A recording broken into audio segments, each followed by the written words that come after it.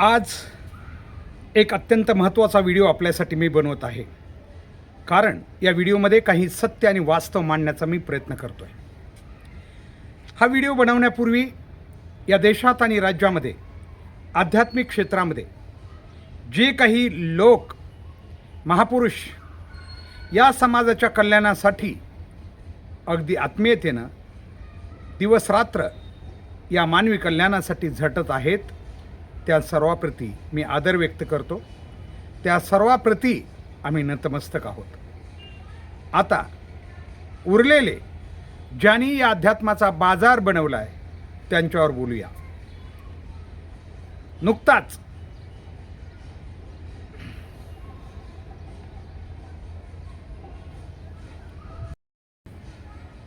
अशोक खरात याने ज्या प्रकारे महाराष्ट्रात भोंदूगिरीचं साम्राज्य पसरलं आहे त्यावरून लक्षात येतं आहे की या राज्यामध्ये आणि देशामध्ये भोंदूगिरीला किती मोठा राजाश्रय आहे.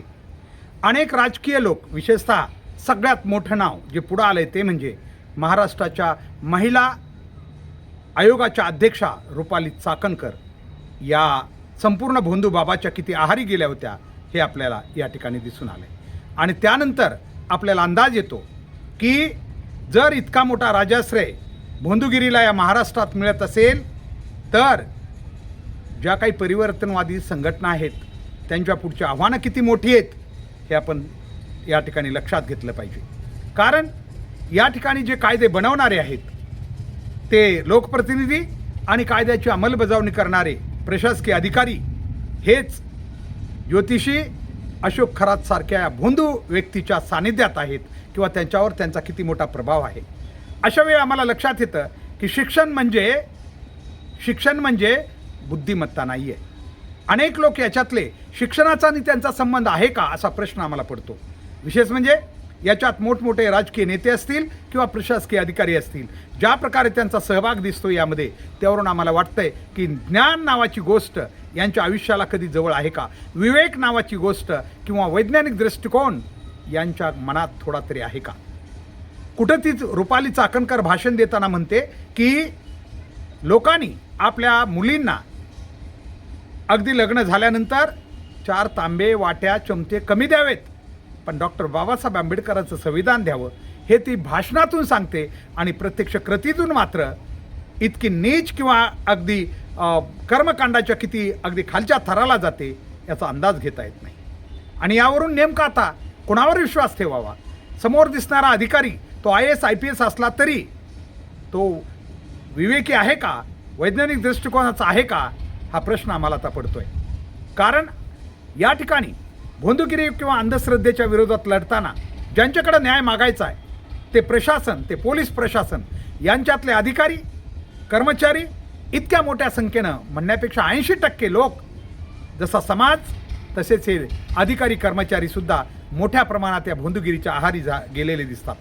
त्यामुळे त्यांच्या विरोधात जेव्हा या लोकांच्या तक्रारी घेऊन गेलं जातं तेव्हा फारसा प्रतिसाद मिळत नाही, कारण ते स्वतः त्यांच्या आहारी गेलेले असतात. अशावेळी हा महाराष्ट्र पुरोगामी राहणार कसा हा प्रश्न पडतो. या देशामध्ये राजकारणात मोठं व्हायला फक्त एक भाषण लागतं, त्याच्याकडे ज्ञान लागत नाही. पोपटपंची भाषण झालं, लोकांनी टाळ्या वाजवल्या, हुर्रे पार्टी थोडी आपल्यासोबत असली, थोडं वाटलं असतं अभद्र बोलता आलं, वाकडं तिकडं बोलता आलं, टाळ्या घेण्यासारखं बोलता आलं की या देशात नेता बनतो. तो नेता किती परिपक्व आहे या समाजाचं नेतृत्व करायला हे पाहिलं जात नाही. आणि त्यामुळंच कदाचित अशा प्रकारे भोंदूगिरीचे अड्डे तयार होतात. आणि का होणार नाहीत, कारण या देशात मतदानातून नेते तयार होतात. मतदान घेण्यासाठी गर्दी लागते आणि ती गर्दी या अशा भोंदू लोकांकडे असते. त्यामुळं कोणाला पसंत असो की नसो या भोंदू लोकांचं शिष्य बनण्याचं काम हे लोकप्रतिनिधी, महिला पुरुष सगळेच करतात. आणि महिला तर किती खालच्या थराला जातात बघा. या ज्योतिषी अशोक खरातचे जे कारनामे पुढे येलेत की मूल न होणाराला कदाचित तो म्हणे वीर्य बँक त्याच्याकडे होती आणि त्याच्यातून तो त्यांना महिलांना मूल होईल हे सांगायचं, आश्वासन द्यायचा आणि त्याच्यातून आता बाकी कृती काय होती हे समाजानं जरा नीट स्वीकारावं. त्यामुळं ठीक आहे, मूल होणं ही प्रक्रिया पूर्णतः पती पत्नींच्या शारीरिक संबंधावर अवलंबून आहे. ठीक आहे, त्याच्यातला कुणी काही बाबतीत कमजोर असेल तर त्याच्यावर वैद्यकीय इलाज केले जाऊ शकतात, परंतु आमच्याकडं तसं नाही. आमच्याकडं देव देतो म्हणत म्हणत लोक अशा भोंदूकडे जातात. मात्र देव या भोंदूच्या कुठं असतो आता आपल्या लक्षात आलं असेल. हे भोंदू लोक त्यांना स्पष्ट सांगतात कानामध्ये की जर तुम्ही अनैतिक संबंध नाही ठेवले तर तुम्हाला मूल कधीच होणार नाही. त्या महिलांची कमजोरी असते, कारण सासरचे लोक त्रास देतात. ही सगळी जी सिस्टम आहे आपल्या समाजाची, त्याच्यामधून ही भोंदूगिरी अगदी पूर्णपणे वाढत जाते. आणि विशेष म्हणजे एकदा या भोंदूगिरीनं प्रशासन आणि लोकप्रतिनिधींना आपलेसं केल्यानंतर ती कधीच भीत नसते, ती मागं पुढं पाहत नाही. कारण आजपर्यंतचा आमचा अनुभव आहे, कारण मी हे अनेक वेळा अंधश्रद्धा निर्मूलनच्या जिल्ह्याचा अध्यक्ष म्हणून गेली अनेक वर्ष मी काम करतो आहे बीड जिल्ह्यामध्ये. तेव्हा आम्हाला लक्षात येतं की हे लोक कुणालाच भिवू शकत नाहीत, कारण ज्या समाजाचं ते शोषण करतात तो समाजच त्यांचं कवचकुंडल बनलेला असतो. त्यामुळं आज काही दिवस चर्चा होईल या भोंदूगिरीवर, पण समाज दुसरं एक प्रकरण पुढं आलं की समाज या ज्योतिषी अशोक खरातला पूर्णपणे विसरून जाईल. पहिली गोष्ट पुन्हा मी सांगतो, ज्योतिषी या शब्दाला छत्रपती शिवरायांच्या विचार कार्यामध्ये कुठं स्थान नाही आहे. त्यानंतर छत्रपती राजेश्री शाहू महाराजांनी सुद्धा ज्योतिषावर किती प्रहार केलेले आहेत हे माहिती आपल्याला असलं पाहिजे.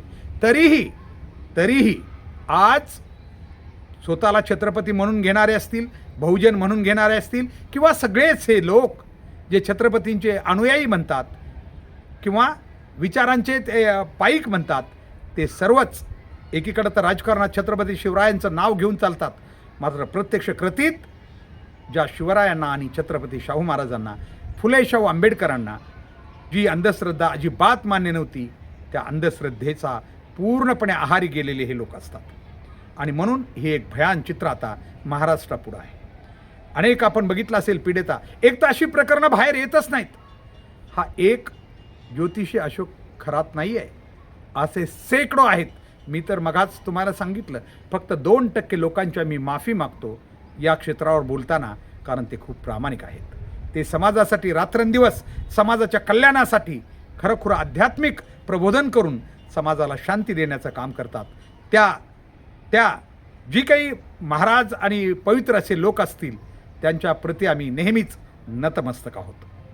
त्यामुळं परंतु त्यांच्या आडून या लोकांना माहिती आहे की अध्यात्म ही, ईश्वर ही सामान्य जनतेची कमजोरी आहे, आणि त्यामुळं त्या नावाखाली हे लोक बरोबर आपला अड्डा बनवतात. आता हा काय म्हणायचा, हा एखाद्या महिलेच्या जवळ जायचा आणि म्हणायचा की मी कृष्णाचा अवतार आहे आणि तू माझ्या मागच्या जन्मातली तू माझी राधा आहेस, असं म्हणून त्यांना भावनिक करायचा कदाचित, आणि त्याच्यातून त्यांच्यावर तो लैंगिक अत्याचार करायचा. एक नाही, या गोष्टी खरं तर कशा बोलाव्यात हा प्रश्न आहे, कारण त्या लोकांनी प्रत्यक्ष त्या केलेल्या आहेत. आणि म्हणून समाजाला आमचा एकच संदेश आहे, ही चर्चा होत राहील. याच्यातून फक्त एवढंच घ्या, आपल्या मुली, तरुण मुली, महिला घरातील सुना असतील किंवा इतर महिला असतील, यांना शक्यतो अशा भोंदू महाराजांच्या सानिध्यात जाऊच देऊ नका. कारण हळूहळू आम्ही अध्यात्माच्या नावाखाली ते कशा प्रकारे शोषण करतात हे आता स्पष्ट झालेलं आहे. आध्यात्मिक क्षेत्रामध्ये समाज अशा महाराजांचं खूप सन्मान करतो. त्यांना खाण्यासाठी पिस्ते, बदाम, काजू यासारखा आहार दिला जातो. मग मस्ती जाणार कुठं हा प्रश्न येतो. सगळे महाराज बघा तुम्ही, त्यांचा आहार याच्याशिवाय नाही. बाकी जनता कष्ट करून जगते, आपल्या कष्टाचे 10-5 रुपये त्यांच्या पदरी टाकते, आणि यांचं जीवन मात्र राजेशाहीसारखं असतं. खरं तर संत तुकारामांनी जे प्रबोधनाची व्याख्या केली, खरं तर वैराग्य प्राप्त करून खरं तर लोकांची प्रबोधनाची सेवा करायला पाहिजे, परंतु इथं असं होत नाही.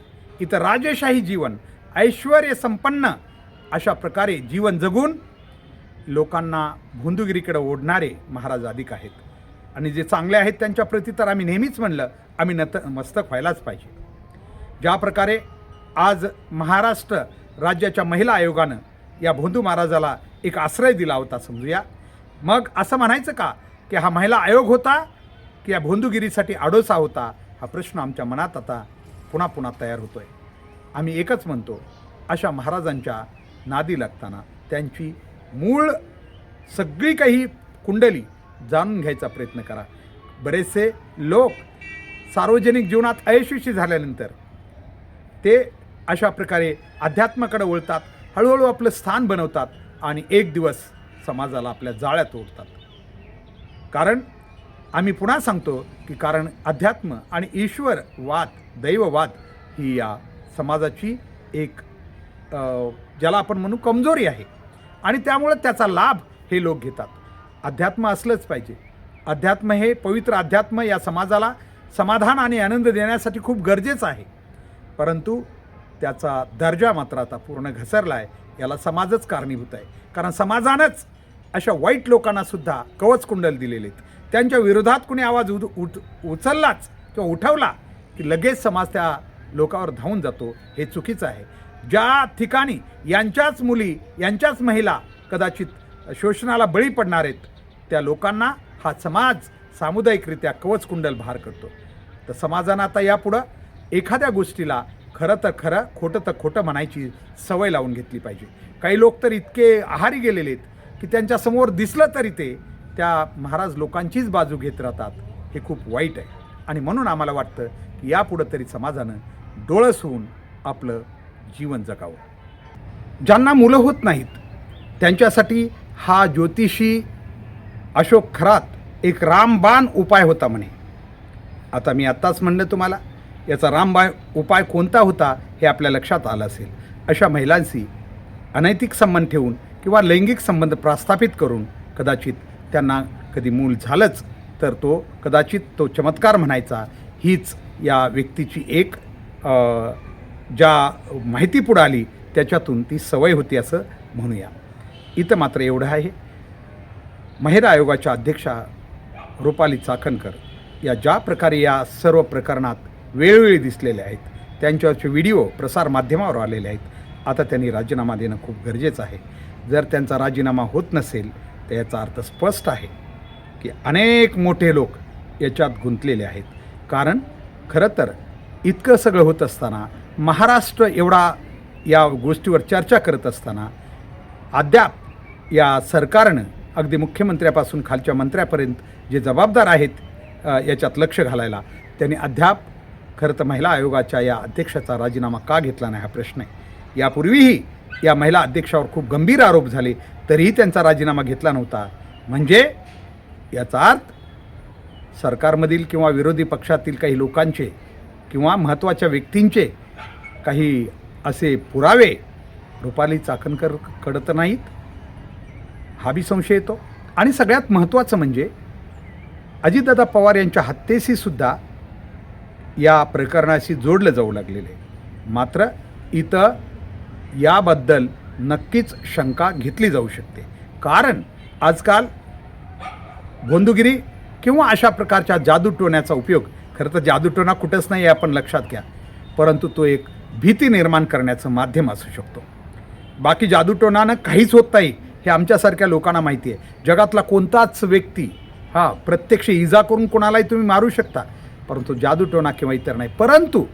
परंतु तरीही या लोकांचं जगच ते असतं म्हणून ते त्याचा आनंद घेतात, एवढंच आहे. बाकी त्यांना होत काहीच नाही आहे. भोंदू लोक काहीतरी सांगतात असं केलं की होतं आहे, होत काहीच नाही आहे, आम्ही पुन्हा सांगतो. परंतु भीती निर्माण, घबराट निर्माण करण्या इतपत ती दहशत निर्माण होऊ शकते. विशेष म्हणजे ते मानणारे लोक असू शकतात, ज्या लोकांचा विश्वास आहे त्यावर, त्यांना वाटतं ते खरं आहे आणि म्हणूनच ते त्यांचे भक्त बनतात.